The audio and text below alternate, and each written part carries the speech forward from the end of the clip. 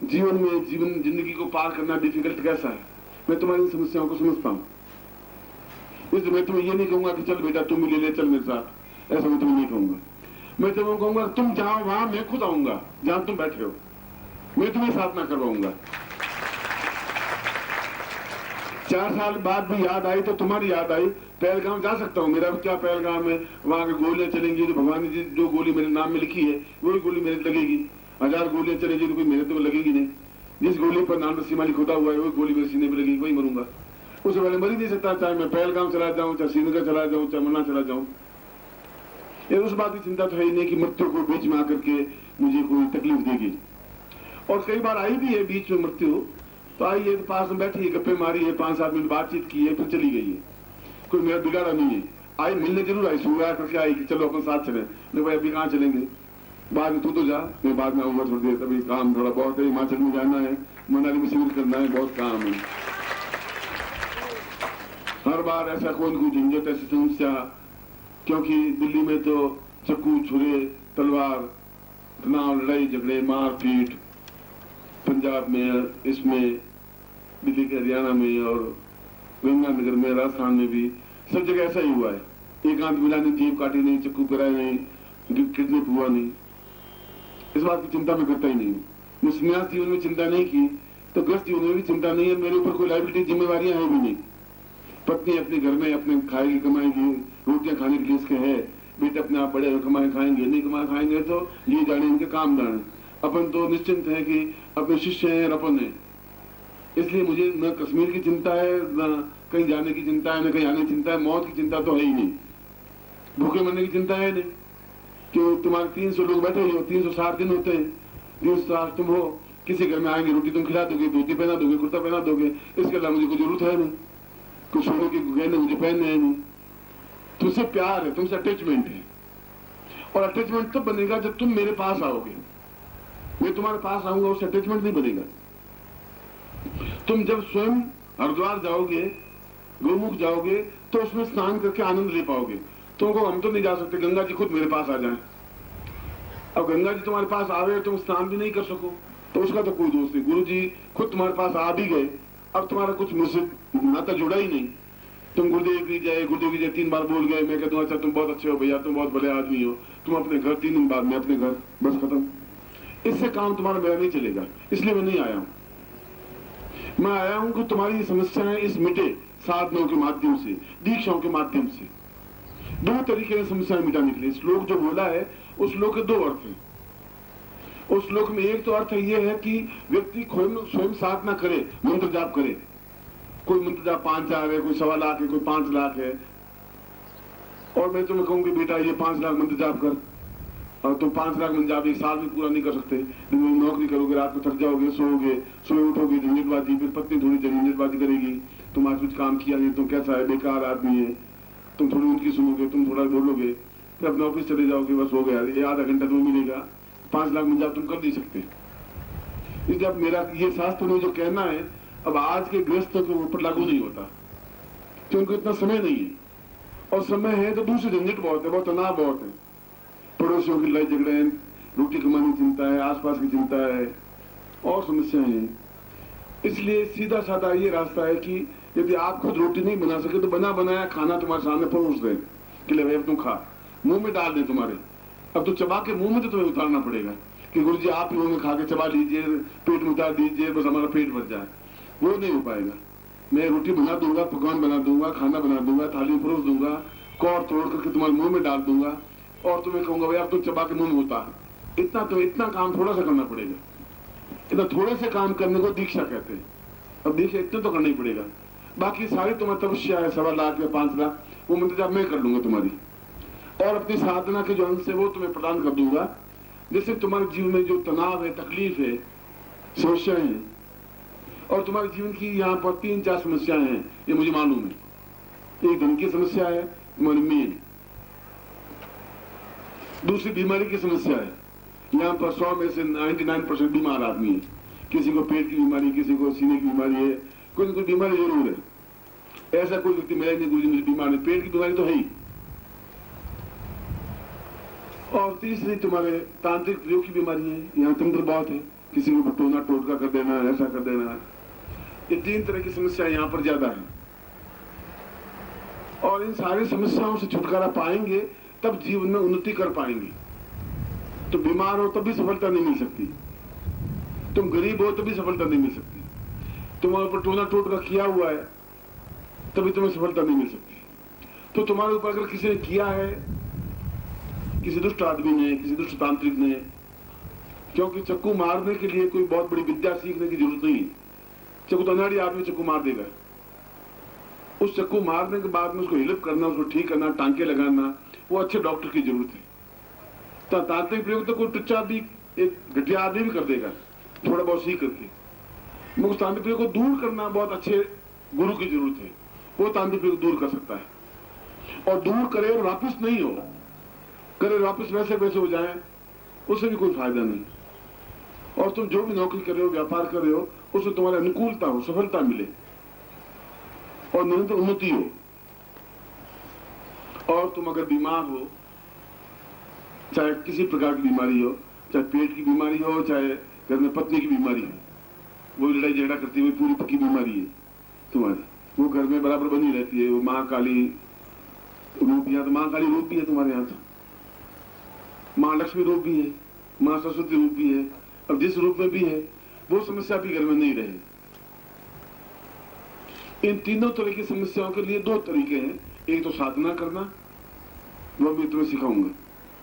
दूसरी दीक्षा देना कि मेरे पास जो शक्ति है वह शक्ति तुम्हें ट्रांसफर कर दूं और तुम्हारी कामना पूरी हो जाए, इच्छा पूरी हो जाए।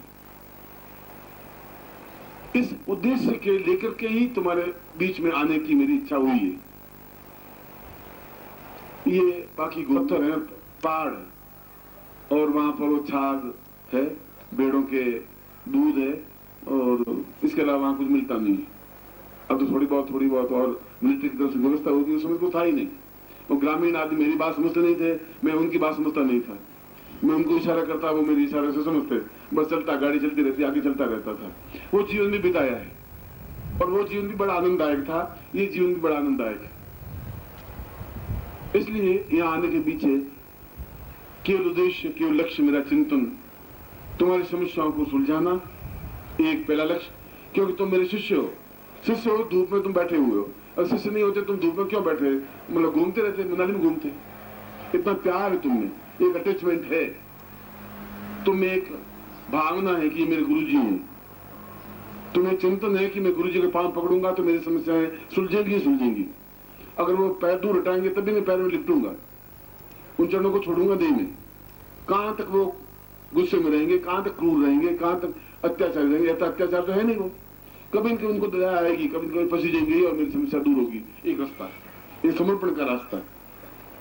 और दूसरा, अपने आप को पूर्ण रूप से समर्पित करने का रास्ता। समर्पित का मतलब है कि अब आप जाने, मुझे जो कुछ बनाना चाहे आप बनाइए। जिंदगी को अपने दांव पे लगा दिया है, या तो जिंदगी बर्बाद होगी तो बर्बाद हो जाएगी, बर्बाद तो हो ही रही है, या जिंदगी पूरी तर जाएगी। जयप्रकाश तुम्हारा बहुत अच्छा गाने वाला है, संगीतकार है। मैंने कहा तू यहाँ फालतू पड़ा हुआ, तुम्हारा अच्छा कंठ है, अच्छा गला है, और पूरे भारतवर्ष में विख्यात हो। 4 से गांवों में तुम गाना गा भी देगा तो उससे क्या होगा? भगवान ने तुझे गला दिया है, शक्ति दी है। मगर उसकी भी कुछ समस्याएं थी। उसका परिवार है, उसके बाप है, परिवार है, समाज है, समस्या है। कई लोगों ने उसको टोका होगा, तुम क्यों टाइम बर्बाद कर रहा है, क्या होगा तेरा, ये यूजलेस, कुछ भटकने से कुछ होगा नहीं, यहाँ कोई नौकरी कर ले थोड़ी छोटी मोटी, मूंगफलियां बेच, कुछ नहीं हो तो 4 आने रोज की कमाएगा ही कमाएगा। मैंने कहा मूंगफलियां बेचेगा तो जिंदगी भर मूंगफलियां बेचता रहेगा भैया, कुछ होगा नहीं। तो दुनिया में, पूरे भारतवर्ष में नाम कमाने के लिए कठोर तपस्या की जरूरत है। तुम्हारे इस स्थान पर भी प्रसिद्धि प्राप्त करने के लिए तुम्हें बहुत जोर लगाना पड़ रहा है, और कम से कम उस एडवर्टाइजमेंट के लिए और सफलता के लिए, चुनाव में जीतने के लिए बहुत ढोल डमका बजाना पड़ता है, वो अल्लाह करना पड़ता है, तभी चुनाव जीत पाते हो। पूरे हिमाचल में अपनी प्रसिद्धि को प्राप्त करना और पूरे भारतवर्ष में प्रसिद्धि को प्राप्त करने के लिए अंगारों पर चलने की जरूरत है, धैर्य की जरूरत है, हिम्मत की जरूरत है, होश की जरूरत है और समर्पण की जरूरत है। देख लेंगे, देखा जाएगा। या तो ये आदमी बेकार है, गुरुजी केवल फ्रॉड है, झूठ है, छल है, और ये सही है तो मैं उस जगह पहुंच जाऊंगा जहां पूरी भारतवर्ष मेरी आवाज को सुनेगा। वो एक दिन में नहीं हो सकता, कोई काम एक दिन में संभव नहीं है। मैं रोटी भी खाऊंगा तो 48 घंटे के बाद में खून बनेगा। रोटी खाया ये खून बना, ऐसा नहीं बन सकता। मैंने भी उसको कहा तुम्हारा धैर्य है तो तुम काम कर, तुम सोचो 2 महीने में ठीक हो जाऊंगा, साल में ठीक हो जाऊंगा, नहीं हो सकता। ये मेरी भी बस की बात नहीं है। उसमें न मालूम कौन सा चांस मिल जाए, कब कहाँ चांस मिले, और चांस मिलेगा ही मिलेगा, क्योंकि मुझे मालूम है कि तुम घर बार छोड़ के मेरे भरोसे बैठे हुए हो। तुम लोग मेरे भरोसे बैठे हुए हो, मनाली बैठे हुए हो, कोई मंदौली गए, कोई कुल्लू से आया है, कोई शिमला से आया है।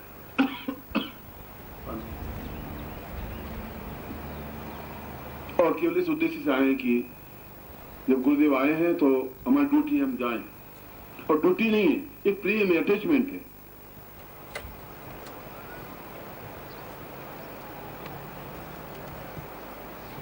इसलिए आज तो पहला दिन है, पहले दिन का प्रारंभ है। शाम से मैं दोनों टाइम प्रवचन करूंगा, दोनों टाइम आपको बताऊंगा, साधना भी करवाऊंगा और दीक्षा भी दूंगा, दोनों काम करूंगा। आज शाम को भी, कल सुबह भी, कल शाम को भी, परसों सुबह भी, परसों शाम को भी। फिर आप चाहोगे तो 5-7 दिन और रहेंगे, महीने भर रहेंगे, 2 महीना रहेंगे, साल भर रहेंगे, आप कहेंगे लगता रहे जिंदगी भर यही रह लेंगे। इनको रवाना कर देंगे अपने गाड़ी कार में, मैं यहाँ तुम्हारा रह जाऊंगा, मुझे क्या तकलीफ है।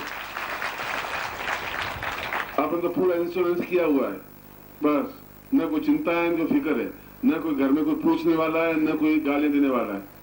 सीधा साधा रास्ता, जितने दिन आप रखोगे उतने दिन देंगे, मगर जितने दिन तुम्हारे आंख में प्रेम रहेगा उतने दिन रहेंगे। जितने दिन तुम्हारे आंख में प्रेम कमी हुई, मैं उठकर रवाना हो जाऊंगा। बहुत पूरा भारतवर्ष मुझे याद करता है, और भारत में किसी स्थान पर खड़ा हो जाऊंगा तो 100 मालाएं तो मेरे गले में पड़ी जाएंगी, चाहे मैं मद्रास में खड़ा हूंगा, चाहे बेंगलुरु में खड़ा हूंगा, चाहे चीन में खड़ा हूंगा, चाहे जापान में खड़ा हूंगा। इंग्लैंड में भी कम से कम 10,000 लोगों को, 1-2 नहीं, 10,000 गोरे लोगों को, भारतीय नहीं, अंग्रेजों को। अंग्रेज भी ऐसे जो पालती मार के बैठ नहीं सके, वो टांगे खड़ी रखे, क्योंकि भाई पालती मार के बैठे नहीं। Guru ji, it is not possible to me sitting in the earth, मेरे लिए संभव नहीं जमीन पर बैठना। भाई कुर्सी पर बैठ, वहां दीक्षा देंगे, कुर्सी पर बैठे रहे। तो 10,000 कुर्सियां लगाई, कुर्सियों के ऊपर वो टांगे फैला के बैठे रहे। अब बैठे रहे, कुर्सी पर बैठ के दीक्षा दी, क्या करते हैं? अब नीचे घुटने मुड़े ही नहीं, उनकी जिंदगी में नहीं मुड़े, तब कहां से मुड़ेंगे? तो वहां पर भी 10,000 शिष्य हैं, वो भी गोरे, बड़े चालाक, बहुत दूर, बहुत मक्कार, बहुत होशियार। वो भी समझते कि इस आदमी कुछ है, ये फालतू नहीं है। और 5-7 साल से, पहले साल से नहीं, 5 साल पहले गए तब भी उतने डिवोटी थे, और वो तुमसे ज्यादा समर्पित हैं। डिवोटी मीन्स समर्पण करने वाला। या तो किसी पर विश्वास करेंगे नहीं, करेंगे तो कुर्ता बनियान सारा उतार करके रख देंगे, घर पूरा एकदम सामने रख देंगे, ये पूरा घर, ये घर की चाबियां, ये कार, ये मेरा कुर्ता, ये मेरी बनियान। या समर्पित होंगे, पूरे होंगे, या फिर नहीं होंगे। उन लोगों में ये गुण है। हम लोग चलते भी हैं, गुरु जी अच्छे हैं, बुरे हैं, करेंगे नहीं करेंगे, देखा जाएगा, देख लेते हैं, कर ही लेते हैं, मंदिर जा दीक्षा ले लेते हैं, ऐसा नहीं होगा, देखा जाएगा। अब है 200 रुपया खर्चा है, मेरे भैया वशिष्ठ 100 रुपये है, देख ले भैया, चला ले। तुम बड़ा होशियार, उनसे ज्यादा चालाक, क्योंकि तुम अपने मन में गणित करते रहते हो। गणित करने वाला सफलता नहीं प्राप्त कर सकते। या तो समुद्र में कूदेगा बिल्कुल व्यास नदी में, या तो डूब जाएगा तो डूब जाएगा, या फिर व्यास नदी को पार कर लेगा। 2 स्थानों पर एक साथ नहीं चल सकते। असफलता मिलने के पीछे कारण यह है कि हमारी श्रद्धा कमी है। जो उसने कैलाश ने कहा कि जब तक श्रद्धा नहीं होगी, पूर्ण विश्वास नहीं होगा, तब तक सफलता नहीं मिल सकती तुम्हें। 5000 साल तक भी नहीं मिल सकती। चाहे मैं क्या, भगवान खुद शिव जी भी आ गए तो भी तुम्हें सफलता नहीं दे सकते, क्योंकि तुम्हारा मन अपने आप में समर्पित नहीं है, विश्वास नहीं है। ये शिव जी है भी नहीं है, कोई बड़े रुपया है, चालाक बहुत होते हैं। आज भगवान कृष्ण खुद आगे खड़े हो जाए, बांसुरी बजाए, उनका साला चालाकी, बहुत चालाक है, बहुत चालाकी करता है, दूर तक। हम बहुत देखे तुम्हारे जैसे बहुत, अरे भाई मैं कृष्ण हूँ, द्वापर वाला हूँ, वही बांसुरी बजाने वाला हूँ मैं। अरे मुझे मूर्ख मत बना, हम ये सब समझते हैं, हम शिमला में घूम के आए, सब देखा हुआ। तुम कृष्ण नहीं हो सकता, चालाकी कर रहा है। वो कितना ही समझाए, तुम कहां से मानोगे? सर्टिफिकेट उसके पास है नहीं, कोई मैं कृष्ण हूं, क्योंकि तुम पूर्ण डिवोटी नहीं हो, पूर्ण समर्पण नहीं है, पूर्ण श्रद्धा नहीं, विश्वास नहीं है। वो कृष्ण है कि नहीं है, वो महादेव है कि नहीं है, उनको बताने वाला एक चीज है जिसको गुरु कहते हैं। वो उनसे भी मिला हुआ, तुमसे भी मिला हुआ, वो कह देगा ये सही है, क्यों? मैंने देखा हुआ इसको, और तुमको भी देखा हुआ। मैं तुम्हें भरोसा दिलाता हूँ वो कृष्ण ही है। कृष्ण कह देता हूँ बिल्कुल विश्वास रखिए, मेरे शिष्य है, सही आदमी है और डिवोटी है, तुम्हारे प्रति समर्पित है। इन दोनों के बीच में जिस गुरु के प्रति श्रद्धा नहीं होगी तुम्हारी, तो कृष्ण कहाँ से मिलेंगे, महादेव कहाँ से मिलेंगे, श्रद्धा कहाँ से मिलेगी, तुम्हारी पूर्णता कहाँ से मिलेगी, सफलता कहाँ से मिलेगी?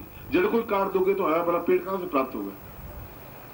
इसलिए इस बार खाली हाथ मैं भी नहीं जाना चाहता, मैं भी सबको दे देना चाहता हूँ। वापिस 2 साल बाद आ पाऊँ या साल बाद आ पाऊँ। मैं तो 15 दिन पहले वशिष्ठ को यही चलते में कहा था, कोई इच्छा भी नहीं थी। वशिष्ठ कई दिन हो गए हिमाचल में आना है कि गुरु जी ठीक है शिविर लगा देते हैं। मैंने ये चलते में झटके में बात कही थी, कोई सीरियसली बात कही भी नहीं थी। मैं तो ठीक है, तो टेलीफोन कर देना, देखा जाएगा। ये तो भाई आया मेरे भाई सीधा टिका एकदम से, गौरव सीधा वशिष्ठ की पत्नी को भेजा जोधपुर टिकट विकट लेकर के, लो आओ। अब भाई तुम वहां कहां से आगे टिकट का ले लाई हो, तो बस हो गया।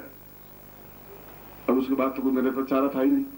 और केवल ये 15 दिन का काम है, और इन 15 दिन के काम में या 14 दिन के काम में वशिष्ठ ने और कर्मदत्त ने, हरमेश इसने पूजा की, अभी गुरु पूजन किया है, या निखिल गुप्ता उसको तो मैं कई साल से जानता भी हूँ, या ठाकुर है जो गाड़ी चलाता है, ये सारे जुटे होंगे, दिन रात एक किया होगा, अपने घर के पैसे खर्च किए होंगे, उनकी कमाई हुई पैसे खर्च किया होगा, तब तुम लोगों के लिए बैठने का स्थान बनाया है, माइक लगाया है, टेंट लगाया, खर्च तो किया ही होगा। हम लोगों ने तो खर्च किया ही नहीं होगा।